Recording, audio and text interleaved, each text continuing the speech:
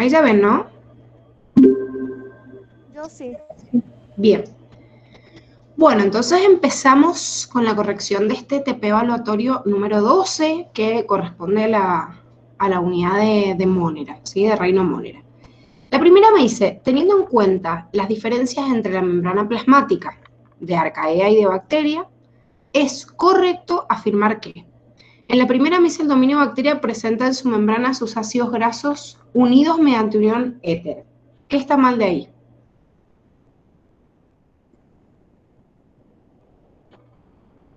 El éter es éster. Bien, recuerden que esa unión éter o éster me condicionaba no solo la unión, bueno, acá en bacteria me está diciendo bien, o sea, es correcta la otra parte de la oración porque tenía ácidos grasos, no estos hidrocarburos de tipo isoprenoide que encontrábamos en arcaea, pero el tipo de unión era éster y no éter. Y si se fijan en la B me dice el dominio arcaea presenta en su membrana los lípidos unidos por unión éster, que también está mal porque es al revés, es por unión éter, ni siquiera me está diciendo qué es lo que se une, pero están ambas al revés. Ahora, la C me dice, la membrana del dominio arcaea puede ser una mono o una bicapa.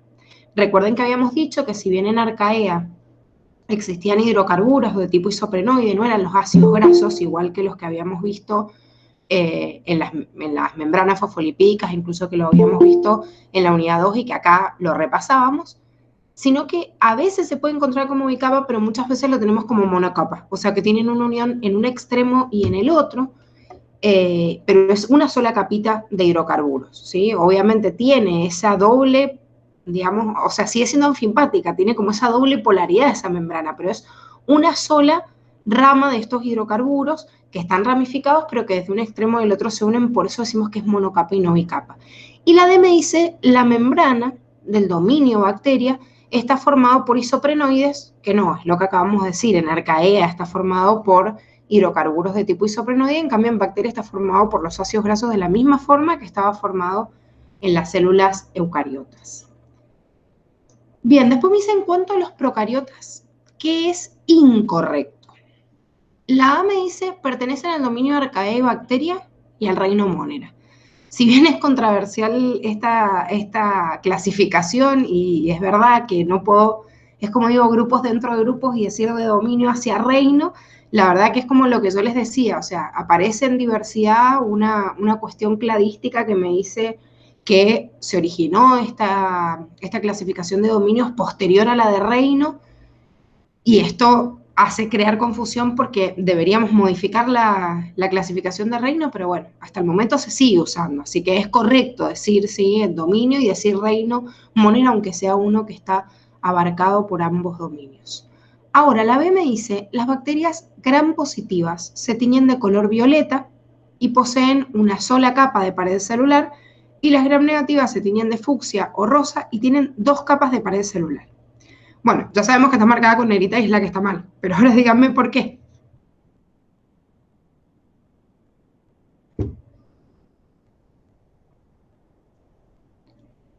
¿Por qué está mal esa opción? Yo la marqué bien, o sea, me equivoqué en eso y no le veo como por qué. Puede ser que la pared es una y tiene dos membranas, digamos. Tiene una membrana, después tiene los... ahí me olvidé el nombre. El péptido... no me acuerdo. Sí, peptidoglucano.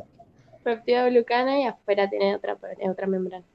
Bien, perfecto, Cami. Esto es muy importante, chicos, porque por eso tienen el dibujito y Curtis se los expresa y les puede hacer muchas preguntas en base a esto, o sea, rondando esa estructura de la pared. Es más, primero, cada una de ellas tiene una pared. No hay dos paredes en ninguna, porque si ustedes se fijan en el esquema de la gran positiva y gran negativa, hay una sola pared. Lo que pasa es que la pared de la gran positiva es mucho más gruesa, la capa de peptidoglucanos, y además de eso, después de la membrana celular tengo la pared. Después hay lipoproteínas unidas, pero hay una única pared bien gruesa de peptidoglucanos. En cambio, en la gram negativa, primero que también hay una pared, pero esa pared que está después de la membrana celular tiene dentro una capa finita de peptidoglucanos y una membrana que sería como una membrana externa, que es lo que estaba diciendo Cami recién, ¿sí? Entonces, esa membrana externa, bueno, yo podría decir que tiene como una doble membrana o dos membranas, pero nunca dos paredes. Es una sola pared y lo que varía es el grosor de los peptidoglucanos, ¿sí? Ojo con eso porque eso en la gráfica se ve bien claro y ese dibujo está expresado, todo lo que está al pie de página, escrito comparando, digamos, de las gram positivas y gram negativas, ustedes lo tienen en el texto porque es algo muy preguntado por la facu, ¿sí? Así que presten atención a ese esquema para ver las diferenciaciones. Es más, la capa finita de peptidoglucanos de las gram negativas le llaman también periplasma dentro de la pared celular, así que todos esos términos son importantes y todos están en la gráfica y explicados obviamente a continuación cuando tienen gram positivas y gram negativas. Bueno, la C me dice los flagelos procariotas están formados por monómeros de flagelina y no están cubiertos por membrana o están desnudos, que justamente es lo que hemos visto como característica de los flagelos bacterianos, y por eso se denominan de fibrilla única, ¿sí? O sea, tienen una sola fibrilla y además no está cubierto por una membrana.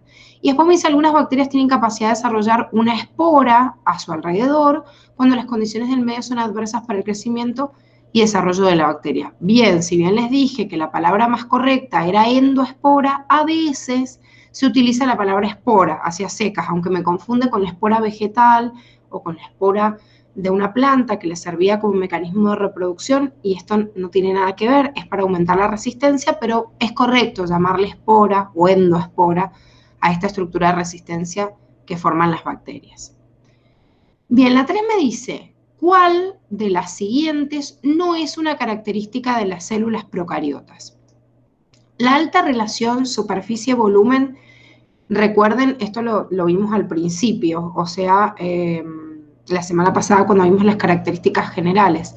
Recuerden que yo tengo un determinado volumen en las células y si no crezco mucho es porque necesito tener una alta relación entre la superficie externa de la célula y ese volumen interno para poder llevar a cabo todo el intercambio posible, obviamente con el medio. Mientras más grande es la célula, su relación, ¿sí? Como me dice acá, superficie-volumen, va disminuyendo. O sea, la célula se hace más grande, la relación superficie-volumen se hace más chica. Entonces, la bacteria se caracteriza con respecto a otras células por una alta relación superficie-volumen, porque son las más chiquititas. Recuerden que una bacteria mide en promedio entre 1 y 30 micrómetros, mientras que las células eucariotas como promedio se le toma de 30 para arriba. Es más, si nos fijamos en el cuadernillo de célula, acuérdense que les decía 1 micrómetro una bacteria y la eucariota de 10 a 30. Bueno, al fin y al cabo, si comparo la gran mayoría de las bacterias con la gran mayoría de las células eucariotas, mínimo tienen como 10 veces su tamaño. Por eso a veces entran 2 o 3 bacterias dentro de una misma célula que la están parasitando. Obviamente dentro de todo otro contenido que hay en el interior de sus organelas. Pero digo, podrían entrar fácilmente, si estaría vacío ese citoplasma, como 10 bacterias en cada célula eucariota en promedio, ¿sí? Pero es verdad que tiene una alta relación superficie-volumen. Ahora, el tamaño me dice, miden entre 17 y 300 nanómetros. Acabamos de decir cuál es el tamaño promedio de una bacteria y no es esta. ¿De quién es ese tamaño? Un promedio. O sea, ¿qué componente que hemos visto nosotros mide más o menos eso?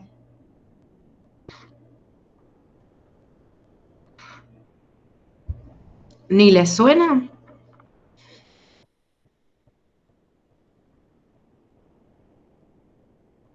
¿No?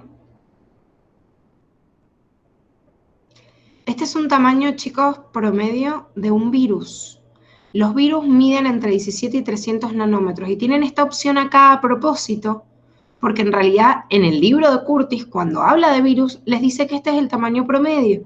Entonces, cuando uno empieza a estudiar, por ejemplo, ahora hemos estudiado virus y hemos estudiado bacterias. Imagínense ahora, la semana que viene, agregamos protista, reino, fungi, o sea, vamos agregando cada uno de los reinos. Entonces se nos empiezan a mezclar tamaños o patologías que producen y todo, y ahí se hace el lío. Entonces tengo que tener en claro bien cada característica de cada grupo de agente patógeno que hemos visto, porque después obviamente nos las van a preguntar todas juntas. Entonces cuando estemos repasando todo junto, y va a ser un número que nos va a sonar, porque es ese número específicamente el número que dice Curtis que mide un virus, ¿sí?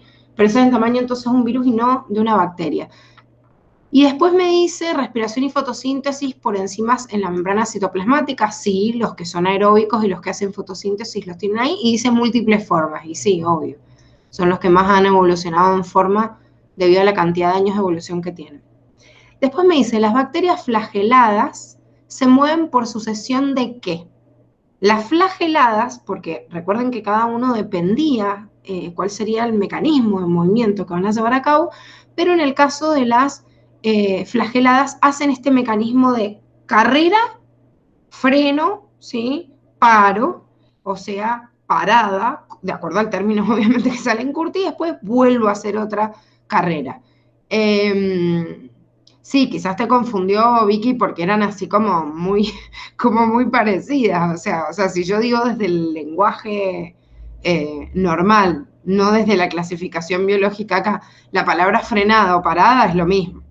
Entonces sí, obviamente puede ser que los confundiera, nada más para que le prestaran atención. Esta pregunta es para que le prestaran atención a ese término de carreras y paradas, porque en realidad la Facu se los ha preguntado, ¿sí? Y parece como al azar de uno dice, bueno, puso carreras y paradas quizás, pero no, es un término específico y por eso está entre comillas, ¿sí? Entonces, lo que hace la bacteria flagelada es hacer una carrera, significa desde el gancho se hace el aleteo para que la cola del flagelo se mueva, y después de eso frena, ¿sí? Haciendo esta parada, y en esta parada vuelven los sensores de quimiotaxis, fototaxis, bueno, de todos los tipos de receptores, digamos, de estímulos positivos y negativos que recepciona esta bacteria, y una vez que recepciona esto, reorienta, o sea, su mecanismo de orientación, el gancho se vuelve a posicionar en una nueva posición de acuerdo a todos esos estímulos y da otra,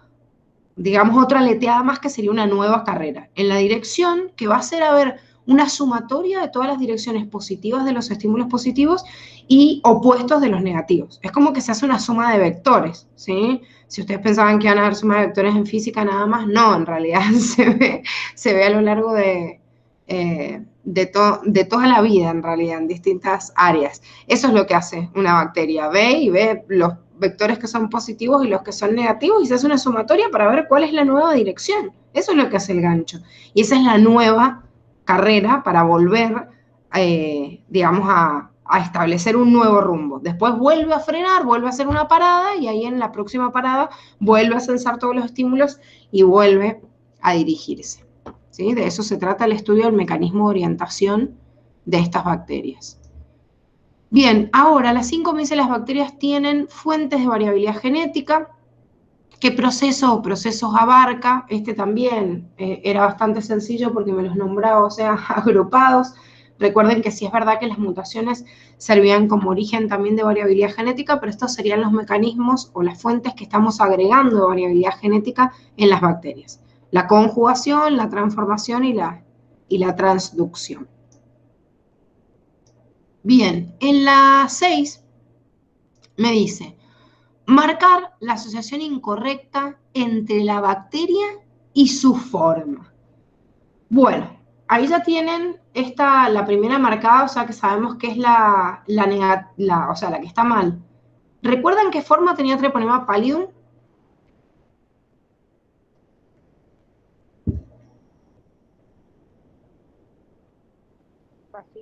¿Espiroqueta? ¿Cómo? ¿Una espiroqueta? Creo. ¿O no? Bien, sí, es que te escucho muy bajito, perdón. Sí, una espiroqueta, Treponema pallidum, es, junto con Leptospira, los dos ejemplos que le pide la Facu que sepan con respecto a la forma de espiroqueta. Porque hay muy poquititos, o sea, en espiroqueta o en vibrio siempre tenemos menos ejemplos que los que existen en cocos y en bacilos, ¿sí? O sea, que lo que está mal acá es esta nomenclatura, ya que de forma, ya que son uno de los únicos ejemplos que tengo que saber de espiroqueta. Después, Escherichia coli y Mycobacterium bacillus son así como bacilos por excelencia y se estudian como un montón, los tienen que saber porque se los preguntan muchísimo. Y bueno, y todos los estreptococos, estafilococos, como me está diciendo la palabra del género, son cocos. Y en este caso es un estreptococo porque justamente tiene una forma de cadena, ¿sí? Así como el estafilococo tiene forma de estafilococo. A veces me pueden poner, hay algunos comunes como... no, en realidad estos, estafilococos áureos, estreptococos piógenes, digo que les toman como bastante seguido. Tomen en cuenta siempre igual el cuadrito, ¿vieron el cuadrito que está al final, donde dice principales patógenos para el hombre? Esos son los que siempre hemos ido recolectando en los exámenes, que se los han preguntado, algunos de esos ejemplos ni siquiera figuran en Curtis, pero son muy comunes, entonces se los han puesto como ejemplo en la facultad en determinada pregunta, y por ahí el leer una palabra que nunca leyeron porque en Curtis no salía, si bien lo que me está preguntando yo lo puedo sacar por deducción por el entorno, pero el preguntarme una bacteria que nunca la nombraron, no, que la nombran en otra unidad y no en la de bacteria, por ahí nos confunde. Entonces, lo que yo he hecho en ese cuadrito es ponerles todas las que se van nombrando en otras unidades o en esa como concentradas ahí para que las puedan repasar todas juntas. Así que es importante ese cuadrito.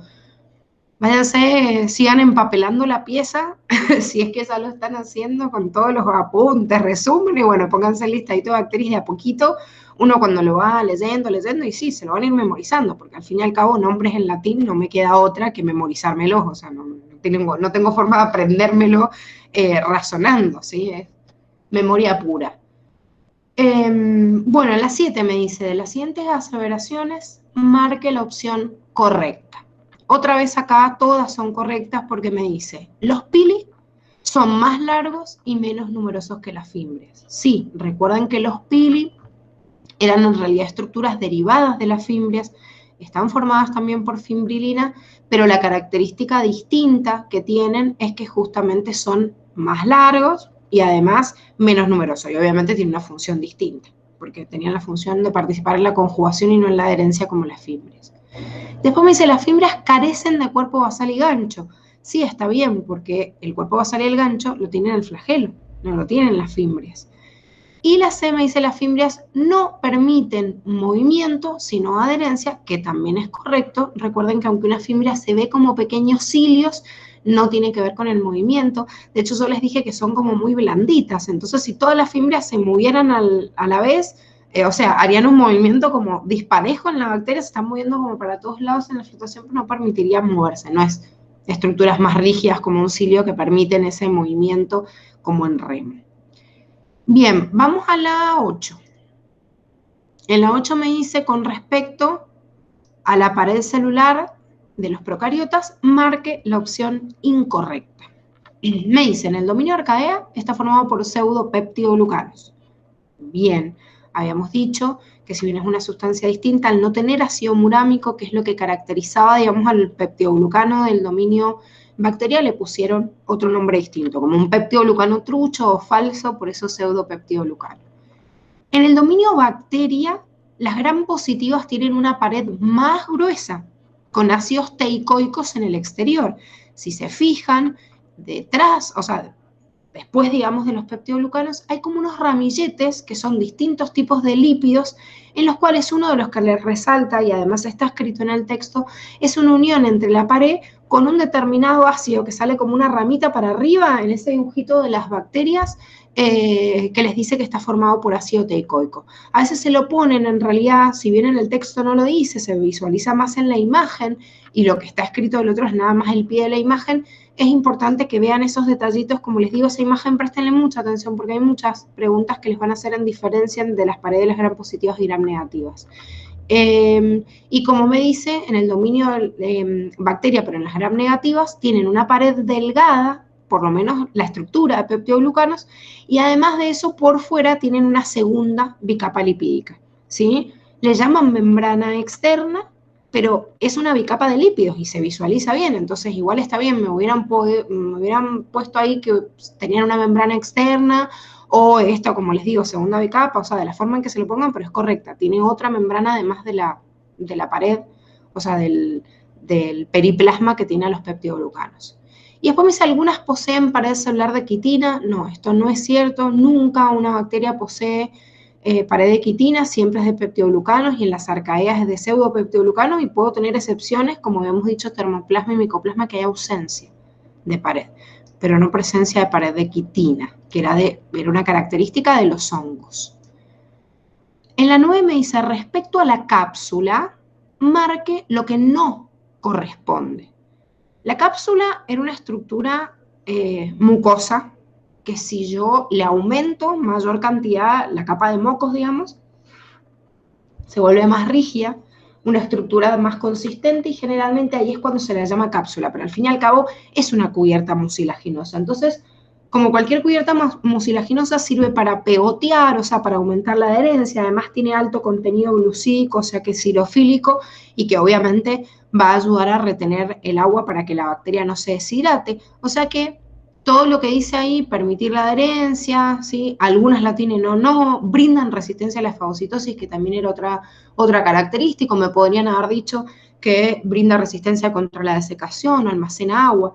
Pero cualquier característica que me haga más hábil a una bacteria para sobrevivir, entonces si esa bacteria es patógena, esa bacteria va a ser más virulenta. Nunca una característica o una estructura que aumente su resistencia a disminuir la virulencia, todo lo contrario. O sea, mientras más estrategias de resistencia tenga, más difícil va a ser para mí matarla. ¿Qué otra, de todo lo que hemos visto, qué otras características aumentan la virulencia en la bacteria aparte de la cápsula?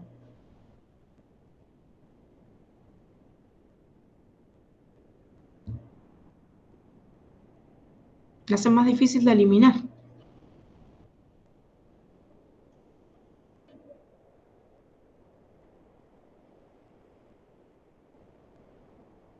Che, vamos.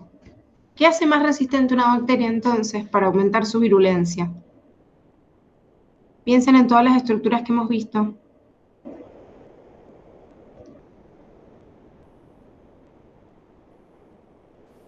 La endospora. Bien, perfecto. La endospora también es una estructura que aumenta la virulencia. ¿Qué más?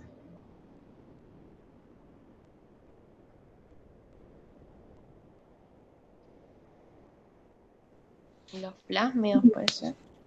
Bueno, bien. Los plásmidos de resistencia también aumentan su virulencia. Perfecto. ¿Qué más?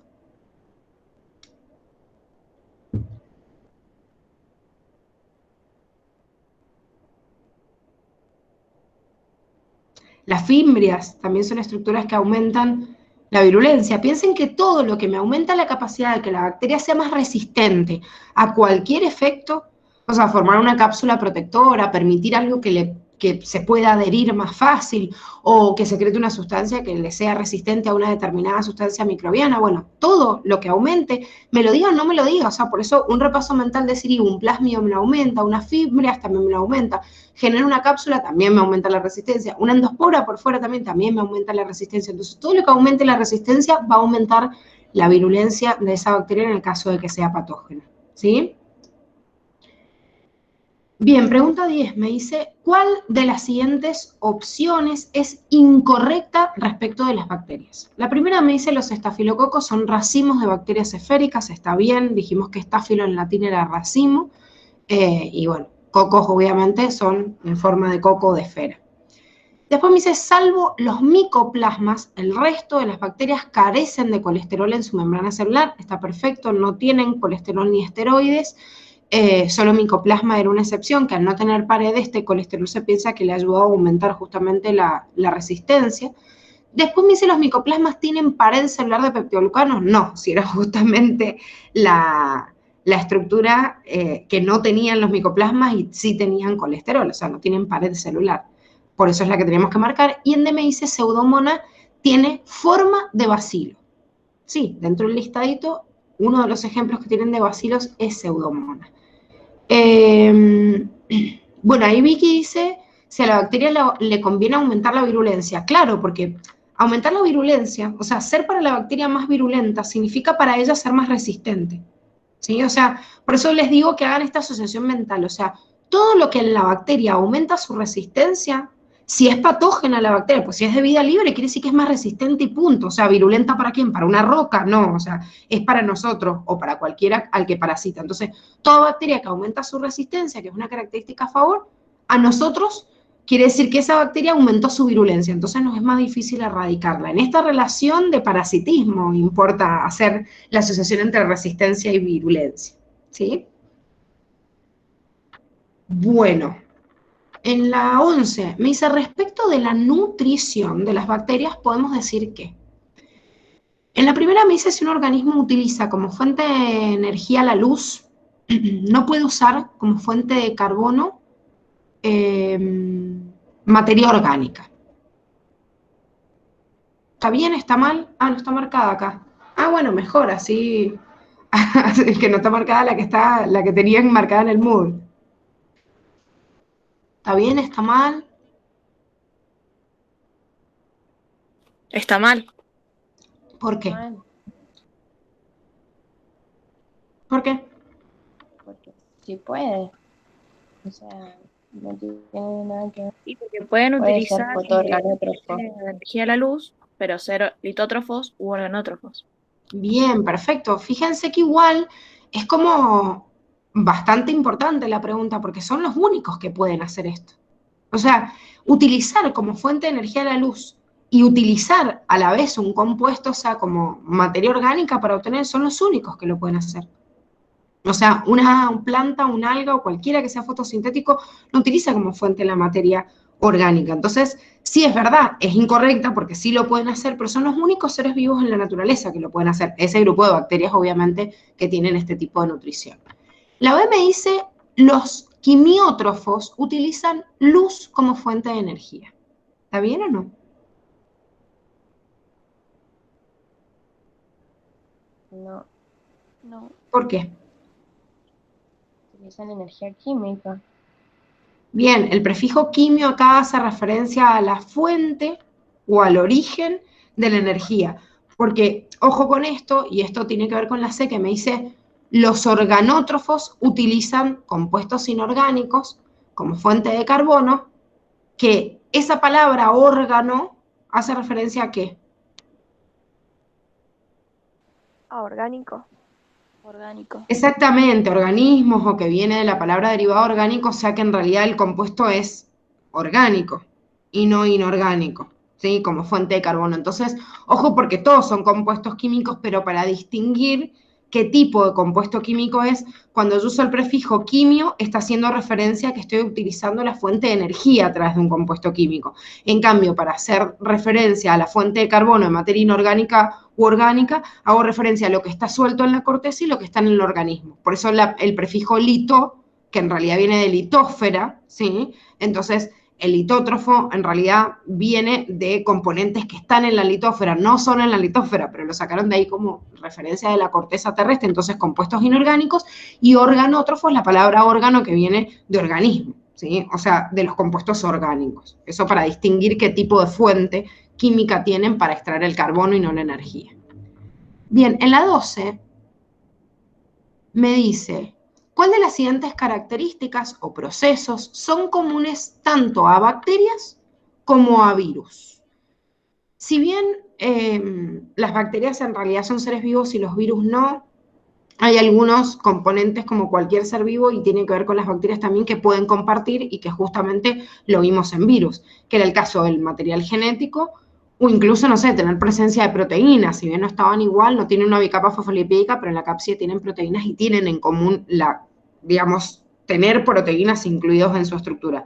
Pero bajo ningún punto de vista, ninguna característica vital que va a tener una bacteria va a estar en un virus. Entonces, no se pueden reproducir solitos, no tienen organelas como ribosomas, no hacen mitosis, bla. Es muy parecida a esta pregunta a la que tenían en virus, en realidad, comparándolos con otros seres vivos. 13. Del dominio arcaea, busque la asociación correcta. Fíjense que en realidad nosotros habíamos nombrado en arcaea a tres reinos o grupos, si bien en Crenarqueota y en Euriarqueota se habían aislado, digamos, determinados tipos de organismos y habían algunos ejemplos, en realidad en Corarqueota teníamos como una división, pero no habíamos aislado realmente ningún tipo de organismo, o sea, nunca se han cultivado, por eso tenían, digamos, esta característica puntual acá. En los otros tienen como al revés, ¿sí? En Crenarqueota hay más hipertermófilos y en Euryarchaeota productores de metano, pero lo importante es que en Corarqueota nunca se aisló ningún tipo de organismo y por eso cuando nos hablan en los linajes nos hablan de estos dos. Y Corarqueota la dejan como en la parte teórica de decir, bueno, hubiese existido otro reino más de Arcaea que nunca se encontró nada, o sea, nunca se encontró un organismo completo, pero podríamos decir que estos restos que yo he aislado pertenecerían a ese reino. Bueno, y por último me dice, las cianobacterias son organismos procariotas que habitan en agua dulce, generalmente, está bien, también en agua salada, pero en agua dulce también son principales habitantes, contienen clorofila A, sí, y descomponen el agua produciendo oxígeno molecular. Recuerden que hay cianobacterias que además de tener clorofila A tienen clorofila B u otras que tienen ficobilinas, pero la clorofila A la tienen siempre y es el pigmento principal por el cual hacen fotosíntesis y son bacterias que hacen fotosíntesis oxigénica y justamente porque liberan oxígeno y están obteniendo ese oxígeno a través del agua, como una planta o como una alga que hace fotosíntesis oxigénica. Y después me dice, son productores primarios que pueden habitar en ambientes extremos de salinidad. Son productores justamente primarios, algunos están adaptados justamente a ambientes extremos de salinidad, por eso son importantes en los ecosistemas acuáticos oceánicos, ¿sí? Que hay una alta salinidad, pero también están en agua dulce, por eso les decía recién cuando decía agua dulce, en los otros también sí, son importantes en los ecosistemas acuáticos, ya sea agua dulce o de agua salada, formando parte del fitoplancton de un 30 o un 80%, dependiendo del tipo de ecosistema, pero son productores como fundamentales que acompañan a otros productores que pueden ser algas o plantas acuáticas chiquititas, pero digo, o microscópicas, o algunas un poco más grandes, pero igual están dentro de los principales productores. Bueno, chicos, con esto termina la corrección de este TP. ¿Alguna duda? ¿Ya se ha quedado colgando? Yo no. ¿No? No, Gise. Bueno, hacerse lindos cuadritos para poder repasar esta unidad. Descárguense, por favor, las unidades que tenían, si no lo han hecho, del Drive. La semana que viene vemos protista, vemos Fungi Plantae y creo que hacemos los TP. O si no dejamos los TP, empezamos Animalia, pero a ver, les digo que protista es re chiquitito y Fungi Plantae es como la de virus. Así que era una mini unidad de 5 páginas, así que la vemos en media clase. Así que lo más probable es que de esas 2 o 3 unidades ya arranquemos. Y recuerden, la semana que viene obviamente seguimos viendo reinos y esta partecita, y la otra rinden, ¿sí? Ya les voy a decir bien el día, pero la semana, digamos, del 5, lo más probable es que sea para el final, porque al principio quizás nos queda algo ver de Animalia, o sea, lo más probable es que sea como al final de la semana. Aparte tienen feriado ese día, el 9 de julio, así que quizás les metemos el examen el 8 de julio, algo así, que es un día como después descansan y reposan en el feriado. Acuérdense que rinden desde diversidad hasta ahí, ¿sí? Así que váyanse haciendo buenos esquemitas y todo, no dejen colgadas las unidades y la semana que viene cualquier duda que tengan las debatimos. Aprovechen que bueno, ustedes la semana que viene están con la Dani, pero aprovechen que esta semana están separados y son menos por grupitos, entonces si les han quedado dudas colgadas, tienen como tiempo de exponerla a cada uno de forma individual, ¿sí? No somos muchos en los grupitos así virtuales, así que aprovechen también cuando somos menos en los grupos para poder consultarse todas las dudas. Sin vergüenza, que están acá para aprender. O sea, aunque les parezca que es estúpida la pregunta, no es estúpida, chicos, háganla. Yo sé que es difícil a través de esta pantallita, pero encima ni siquiera muestran la cámara, debería darles menos vergüenza que estar presencial. Cuando está presencial se hace una pregunta bolazo por ahí, bueno, quizás alguno se ríe, acá nunca se entera nadie. Perdón que te interrumpa. Sí, Cami. Yo no pude asistir a la clase de consulta de ecología y me quedó una duda, ¿te la puedo hacer a vos? Sí, ¿viste igual la clase de consulta? Sí, vi el video, Ah, pero no me lo aclaró. ¿pero del examen o de ecología y evolución en general? Del examen. Ah, bien. Bueno, si querés mándamela por privado. Dale, gracias. Mándamela en un mensajito y la vemos. Sí, miren, chicos, nosotros tenemos toda la buena predisposición para que cualquier duda que les quede la vamos contestando. Obviamente, hay miles de cosas que hacer y quizás por ahí nos mandan un mensaje a mí o a la Dani, quizás nos demoramos un par de horas en contestar porque tenemos como, vamos en orden sacando todo en el chat, pero nunca dejamos una pregunta así, clavamos el visto de la mierda. O sea, cualquier pregunta que tengan, tienen obviamente todo el derecho a hacerla. Les damos siempre espacios en la clase, pero por ahí cuando queda algo colgado o es una pregunta puntual y se puede ver en paralelo, siempre anímense a preguntarlo porque no hay ningún problema con eso. Nunca hay problema para ver dudas atrasadas.